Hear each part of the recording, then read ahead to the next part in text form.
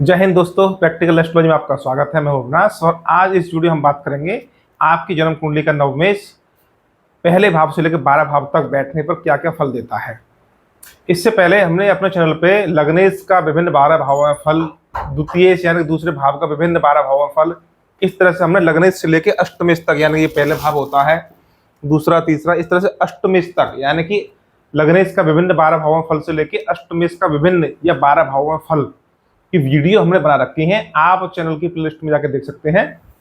और यदि आप चैनल पर पहली बार आए हैं, नए आए हैं, पहली बार आप हमारी वीडियो देख रहे हैं, तो आप हमारे चैनल पर जाइए। वहां पे आपको एक से एक बढ़िया ज्योतिष की ज्ञानवर्धक वीडियो आपको देखने को मिलेंगी।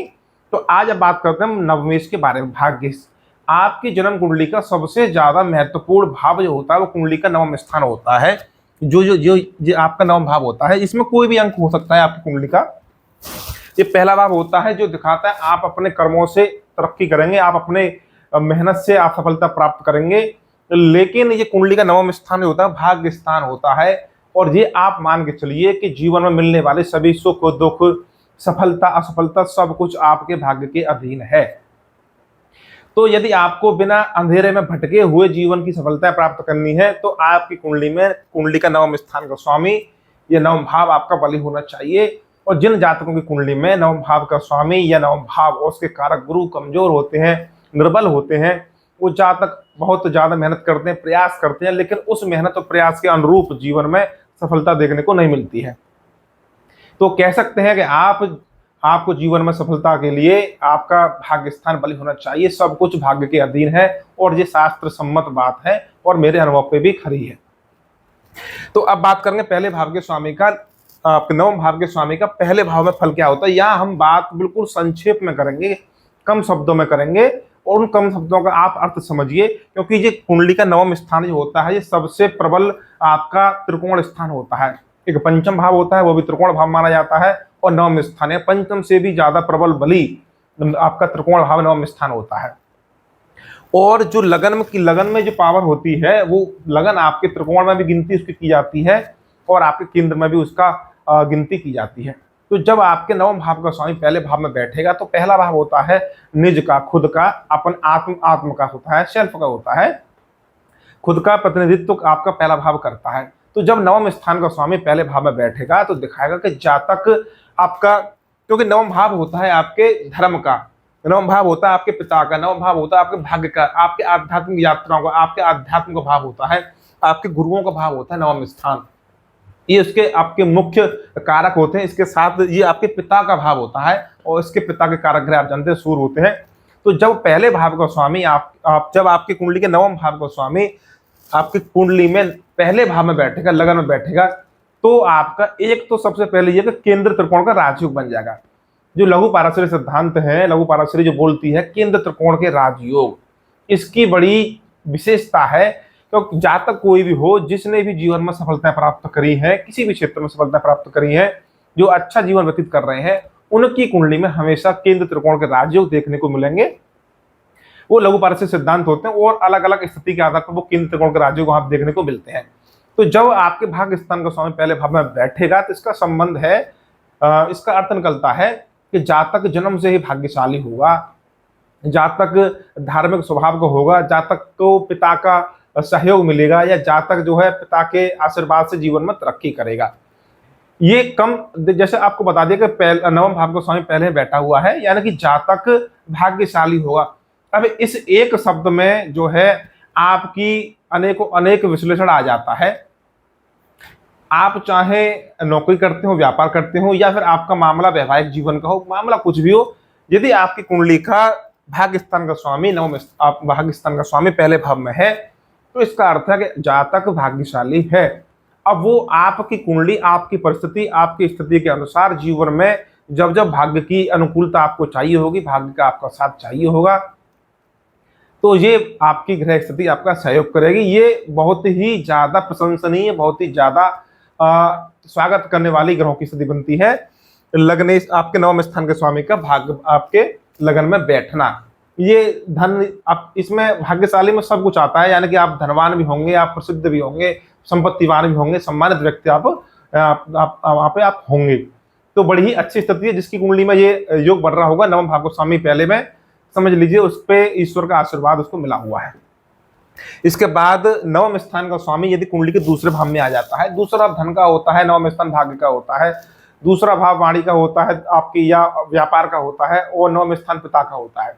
इसका अर्थ निकलता है कि जातक धन के मामले में भाग्यशाली होगा, और जातक ऐसा काम धंधा व्यापार कर सकता है जो उसके पिताजी कर रहे थे, जो उसके दादाजी कर रहे थे, यानी खानदानी पारंपरिक व्यवसाय को बढ़ाने वाला होता है, और अपने नैतिक मूल्यों को, संस्कारों को बढ़ाने वाला होता है। बड़ा ही संस्कारी जातक, ऐसे जातक संस्कारी होते हैं और अपनी माता पिता के सहयोग से जीवन में तरक्की करते हैं। और ऐसे जातक दीर्घायु भी होते हैं, क्योंकि दूसरा मारक होता है, और नवम स्थान का स्वामी जब आपके मारक भाव में बैठता है तो जातक को दीर्घायु बनाता है। तो ये स्थिति भी आपकी आपकी स्वागत करने वाली योग्य होती है। हाँ, इस बात में इसका हमें विशेष ध्यान रखना चाहिए कि चाहे आपका नवम भाव का स्वामी पहले में बैठे चाहे दूसरे भाव में बैठे, लेकिन वो बली होना चाहिए। बली का मतलब है आपकी स्वराशि में होना चाहिए, मूल त्रिकोण में होना चाहिए, उच्च का होना चाहिए, मित्र की राशि में होना चाहिए, शुभ ग्रहों के प्रभाव में होना चाहिए, शुभ ग्रहों की दृष्टि में होना चाहिए, पाप कर्तरी दोष में नहीं होना चाहिए, नीच का नहीं होना चाहिए, अस्त का नहीं होना चाहिए, पापी ग्रहों के साथ नहीं होना चाहिए, यानी कि बली होना चाहिए। तो जब आपके भाग्यस्थान का स्वामी आपके दूसरे भाव में बैठेगा, बलवान होकर बैठे, जैसे अभी आपको बताया, शुभ ग्रहों के प्रभाव में हो, मित्र राशियों में हो, उच्च का हो, मूल त्रिकोण का हो, स्वराशि का हो, तो जातक धनवान होता है और अपने कुल परंपरा के काम को आगे बढ़ाने वाला होता है, या कोई नया धंधा शुरू भी करता है तो उसमें उसके पिताजी का सहयोग होता है और जीवन में विशेष तरक्की करता है। इसके बाद नवम भाव के स्वामी का तीसरे भाव में बैठना, तो तीसरे भाव छोटे भाई बहनों का होता है और अपने प्रयासों का होता है, लेखन कला का होता है। तो जब भी आपके नवम भाव का स्वामी तीसरे भाव में बैठेगा तो जातक को आपके छोटे भाई बहनों के माध्यम से लाभ मिलेगा, या कह सकते हैं कि छोटे भाई बहनों के माध्यम से जातक का भाग्य उदय होगा। जातक, क्योंकि आपका नवम स्थान लंबी यात्राओं का होता है, धार्मिक यात्राओं का होता है, और तीसरा भाव छोटी छोटी यात्राओं का होता है, तो जातक यात्राएं भी करता है, और तीसरा भाव लेखन का होता है। और यदि आपका नवम भाव का स्वामी गुरु बन जाए, शुक्र बन जाए, बुध बन जाए और तीसरे भाव में बैठे तो कलात्मक गुणों की वृद्धि करेगा। इसका अर्थ होता है कि जातक शायर हो सकता है, कवि हो सकता है, या अच्छा लेखक हो सकता है। और ये स्थिति नवम भाव के स्वामी की तीसरे भाव में स्थिति जो होती है वो सन्यासी जो होते हैं, संत होते हैं, साधु होते हैं, उनकी कुंडलियां बहुत सी ये आपकी देखने को मिलती है। बशर्ते इतना है कि आपका नवम स्थान का स्वामी तीसरे भाव में बैठ के शुभ और बलवान होना चाहिए। ये स्थिति भी ठीक है, क्योंकि भाग्य से जहां भी बैठेगा, बलवान होकर बैठेगा तो अच्छा ही परिणाम देगा। इससे अशुभ परिणाम की हमें उम्मीद कम ही रहती है, जब तक कि ये आपके भाग्य स्थान का स्वामी यानी नवम भाव का स्वामी पाप पीड़ित ना हो जाए। इसके बाद आपके नवम स्थान का स्वामी चौथे भाव में बैठे, चौथा भाव माता का होता है, घर मकान भूमि वाहन का होता है, क्योंकि चौथा भाव प्रमुख आपका केंद्र भाव माना गया है, और नवम स्थान आपका त्रिकोण का भाव माना गया। तो वही लघु पारस्य सिद्धांत को हम याद करते हैं। तो जब भी आपके त्रिकोण का स्वामी यदि केंद्र बैठेगा, वो बलवान होकर बैठ जाए, यानी कि नवम स्थान का स्वामी यदि चौथे भाव में बलवान होकर बैठ जाए तो ये एक उच्च स्तरीय राजयोग बनाता है। अब राजयोग का अर्थ क्या निकलता है कि यदि आप व्यापार के क्षेत्र में हैं, आपकी कुंडली की आपकी ग्रह स्थिति ये बता रही है कि आप व्यापार करेंगे, तो फिर वो उच्च स्तर का व्यापार होगा, क्योंकि वहां आपका भाग्य आपका साथ देगा। तो यदि आप नौकरी के क्षेत्र में हैं, यदि आप नौकरी, आपकी कुंडली ग्रह आपके नौकरी करा रहे हैं आपको, तो आपकी नौकरी उच्च स्तर की होगी, क्लास 1 स्तर की आपकी नौकरी होगी, उच्च पद पे आप जाएंगे, एक सम्मानित व्यक्ति आप वहां बनेंगे। इसके साथ चौथा भाव माता का होता है, तो आप जातक को माता की तरफ से लाभ होता है, जातक को घर मकान भूमि वाहन का लाभ मिलता है, जातक की माता दीर्घायु होती हैं, और माता के पक्ष से, माता की तरफ से अनेक तरह से लाभ जातक को देखने को मिलता है। ये बहुत ही बढ़िया, बहुत ही ज्यादा स्वागत करने वाली स्थिति है आपके भाग्य की चौथे भाव में बैठने की। ये केंद्र त्रिकोण का एक प्रबल राजयोग बनता है। इसके बाद हम बात करते हैं आपकी कुंडली का, आपके नवम भाव का स्वामी यदि पंचम भाव में बैठे, यानी कि एक त्रिकोण भाव का स्वामी दूसरे त्रिकोण में बैठे। पंचम भाव कुंडली के संतान का भाव होता है, और आपके पंचम भाव संतान का होता है, शिक्षा का होता है, पिछले जन्म के कर्मों का होता है। और भाग्य स्थान का स्वामी यदि पंचम बैठेगा, यानी कि एक त्रिकोण का स्वामी दूसरे त्रिकोण बैठेगा, तो ये स्थिति भी बहुत ही ज्यादा स्वागत करने वाली योग्य होती है। यानी कि ऐसे जातक की संतान बहुत गुणी होती है, संपन्न होती है, ऐसे जातक की संतान जीवन में बड़ी तरक्की करती है। पढ़ाई लिखाई की बात करते हैं हम, तो जातक उच्च शिक्षित व्यक्ति होता है, जितने चाहे उतनी पढ़ाई करे, और धार्मिक व्यक्ति भी हो सकता है, उसको मंत्रों पे, उसको शास्त्र ज्ञान पे बहुत ही अच्छी पकड़ होती है। इसके साथ जातक एक अच्छा प्रतिष्ठित सामाजिक व्यक्ति होता है। अब प्रतिष्ठित व्यक्ति का अर्थ यहाँ इतना है कि जातक की अच्छी आर्थिक स्थिति होगी, अच्छी सामाजिक स्थिति होगी, अच्छा चरित्र होगा और अच्छी समाज में सम्मानजनक स्थिति होगी। यानी कि भाग्य इसका पंचम में बैठना हर प्रकार से जातक को अच्छा फल देने वाला बन जाता है, बशर्ते इतनी शर्त इतनी रहेगी कि आपके भाग्य इसका पंचम में बैठना शुभ होना चाहिए, शुभ ग्रहों के प्रभाव में होना चाहिए। क्योंकि निर्बली कोई भी ग्रह जब हो जाता है, चाहे वो फिर किसी भाव का स्वामी हो, वो आपका फिर वो जिस भाव का स्वामी है उसकी भी हानि करता है, और जिस भाव में बैठता है उस भाव की भी वो हानि करता है। तो भाग्य इसका पंचम में बैठना धन, संपत्ति, संतान, शिक्षा, आध्यात्म, राजनीति, प्रत्येक क्षेत्र में सम्मान देने वाला है, लाभ देने वाला बन जाता है। इसके बाद बात करते हैं आपके नवम भाव के स्वामी का छठे भाव में बैठना। छठा भाव रोग, शत्रु, बीमारी, रुकावट, कर्ज, बाधाओं का होता है। इसमें यदि आपके नवम स्थान यानी कि भाग्य का और पिता के भाव का स्वामी यदि आपके छठे भाव में बली होकर बैठा है, शुभ ग्रहों के प्रभाव में होकर बैठा है, तब तो ये जातक के पिता के लिए भी भाग्यशाली है और जातक की नौकरी के लिए भी भाग्यशाली है। जैसे जातक के पिता सेना में या न्यायपालिका में या फिर अस्पताल आदि इत्यादि क्षेत्रों में नौकरी कर सकते हैं, और जातक स्वयं भी इस क्षेत्र में यानी कि न्यायपालिका में या फिर अस्पताल यानी कि अस्पताल वाले एरिया में यानी मेडिकल लाइन में इसमें नौकरी कर सकता है और व्यापार भी कर सकता है। ये खुद के लिए भी अच्छा है, बशर्ते कि आपके कुंडली में भाग्यस्थान का स्वामी छठे में बलवान होना चाहिए। यदि किसी भी प्रकार से पाप ग्रहों के प्रभाव में आ जाता है, नवम भाव का स्वामी छठे भाव में बैठ के पाप ग्रहों के साथ आता है, पाप ग्रहों की दृष्टि में आता है, पाप कर्तरी दोष में आता है, अष्टक सर्वाष्टक वर्ग में उसको बिंदु कम मिलते हैं, तो ऐसे जातक का पिता रोगी हो सकता है, ऐसे जातक का पिता ऋणी कर्जदार हो सकता है, या ऐसे जातक के पिता और पुत्र यानी कि जिस जातक की कुंडली है उसका अपने पिता से संबंध बड़े खराब हो सकते हैं, शत्रुवत व्यवहार हो सकता है, और जातक अपने पिता के कर्जों को उतारता रहता है। और ये स्थिति फिर बहुत ही ज्यादा क्योंकि फिर ये नवम भाव का स्वामी जब आपके छठे बैठेगा तो फिर ये आपके दुर्भाग्य के कारण बन सकती है, और दुर्भाग्य के अंतर्गत फिर वो जीवन के कई क्षेत्रों में समस्याएं खड़ी कर सकता है, चाहे वो फिर विवाह का मामला हो, संतान का मामला हो, चाहे नौकरी का मामला हो, चाहे धन का मामला हो, जीवन के प्रत्येक क्षेत्र में, क्योंकि दुर्भाग्य जब निकल के आता है तो वो हर तरफ से आता है। तो ये नवम भाव के स्वामी की छठे भाव में बैठने पर लगभग संभावना आपको बता दी है।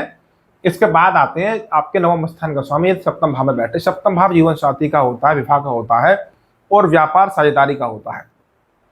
यदि भाग्यस्थान का स्वामी भाग्यस्थान का स्वामी सप्तम भाव में बैठ के बली हो, शुभ ग्रहों के प्रभाव में हो, तो जातक का विवाह एक अच्छी यानी कि जातक को एक अच्छा जीवन साथी मिलता है, अच्छी पत्नी मिलती है, अच्छा पति मिलता है, उसका वैवाहिक जीवन बहुत अच्छा चलता है, अच्छे परिवार में उस जातक की शादी हो जाती है, बशर्ते बली होना चाहिए। और जीवन आपकी शादी के बाद या विवाह के बाद जीवन में तरक्की होती है, विवाह के बाद भाग्य उदय जातक का होता है, क्योंकि भाग्य स्थान आपका त्रिकोण भाव है और सप्तम स्थान आपका एक केंद्र भाव है, ये भी आपका केंद्र त्रिकोण का एक अच्छा राजयोग बनाता है। यदि शर्त यही रहती है कि आपके भाग्य स्थान का स्वामी सप्तम में बैठ के बलवान होना चाहिए और सप्तम भाव का स्वामी भी कहीं ना कहीं केंद्र त्रिकोण में बैठ के शुभ ग्रहों के प्रभाव में होना चाहिए, तो ऐसे जातक का जो है आपके विवाह के बाद भाग्योदय हो जाता है। साझेदारी हो गई या व्यापार हो गया, उसके लिए भी ये आपकी स्थिति ये वाली नवम भाव का स्वामी सप्तम बैठ के बहुत अच्छा फल देता है।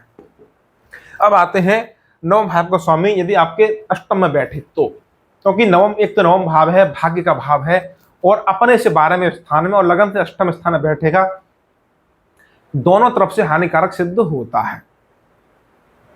इसके कई परिणाम निकलते हैं, यानी कि जातक की पिता कम आयु के हो सकते हैं, जातक दुर्भाग्य हो सकता है, जातक को किसी व्यक्ति या पिता की मृत्यु के उपरांत धन लाभ हो सकता है, और यदि और ज्यादा पीड़ित हो जाए तो इसका एक विशेष फल ये निकलता है कि जातक अधार्मिक हो सकता है, यानी कि जातक जिस धर्म में जातक का जन्म हो उस धर्म के विपरीत जातक जा सकता है या धर्म परिवर्तन भी कर सकता है, यानी कि दूसरे धर्म में जातक की रुचि भी हो सकती है। नवम भाव का स्वामी अष्टम में बैठने पर इसके कई परिणाम होते हैं, यानी कि यदि आप नवम भाव का स्वामी अष्टम में बैठ के बली हो जाता है तब तो जातक को पिता के माध्यम से या पिता की मृत्यु के पश्चात बहुत ज्यादा धन लाभ हो जाता है, पिता की मृत्यु के पश्चात या फिर पत्नी की मृत्यु के पश्चात जातक को धन लाभ होता है। और यदि अष्टम भाव का नवम भाव का स्वामी अष्टम बैठ के निर्बली हो जाता है, पाप ग्रह के प्रभाव में आता है, तब क्या होता है कि जातक अपने पिता के कर्ज के बोझ तले दबा रहता है। यानी कि उसके पिता जो है कर्ज लेते हैं, चाहे बैंक लोन हो या किसी व्यक्ति से कर्ज ले लिया हो, उस अपने पिता के कर्ज को चुकाने में ही जातक का जीवन निकल जाता है। यानी कि जातक पिता के माध्यम से ही दुर्भाग्य का सामना करता है।